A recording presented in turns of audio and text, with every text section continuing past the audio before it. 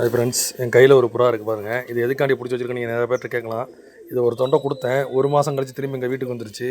அந்த பையன் எங்கள் வீட்டுக்கு வந்துட்டு என்னோட புறா கணக்கு கேட்டு கம்ப்ளைண்ட் பண்ணிட்டான். ஸோ அதனால் கண்டிப்பாக நாம் அவங்கள்ட்ட தான் கொடுக்கணும், வேறு வழி இல்லை. ஏன்னா காசை கொடுத்துட்டு 1 மாதம் கழிச்சு திரும்பி வீட்டுக்கு வந்துச்சு. நிறைய பேர் பண்ணுவாங்க, ஒரு சில புறா வச்சுட்டு கொடுத்துட்டு சில பேர் கொடுக்க மாட்டாங்க. நம்மளாம் அப்படி கிடையாது. 1 மாதம் 2 மாதம் கழிச்சு வந்துட்டாலும் அவங்க நம்மளை நம்பி தான் நான் வாங்குறான். எனக்கே சூப்பர் கலர், இது கொடுக்க மனசில்ல வேணுங்கிட்டு கொடுத்துட்டேன். திரும்பி வீட்டுக்கு வந்துருச்சு.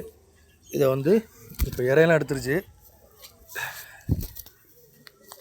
ஸோ திரும்பி இப்போ வந்து நல்லா கிளியரிட்டு புது குண்டில் கொண்டை போட்டுறணும். வேறு வழியே இல்லை. சரியா, வேறு வழியே இல்லை. குண்டில் போட்டாச்சு. ஏன்னா இது ஏற்கனவே சொன்ன மாதிரி நம்ம வீட்டு கிடையாது. ஒரு பையன்கிட்ட கொடுத்துட்டேன், திரும்பி வீட்டுக்கு வந்துருச்சு. அதனால தான் பிடிச்சி உள்ளே போட்டேன். சரிங்களா, நீங்கள் எதுனா நான் இப்படி இடம் எடுக்கும்போது இது பண்ணிவிட்டு தப்பாக நினச்சிக்காதீங்க. நல்ல மேல் தான். என்ன பண்ணுற, காசு கொடுத்து வாங்கிட்டு போயிட்டான், திரும்பி வீட்டுக்கு வந்துருச்சு. அது அதனால பிடிச்சி நான் வந்து லாக் பண்ணிட்டேன். ஓகேவா, புதுக்கொண்டு வாங்கினது ஒரு நல்லதாக போச்சு.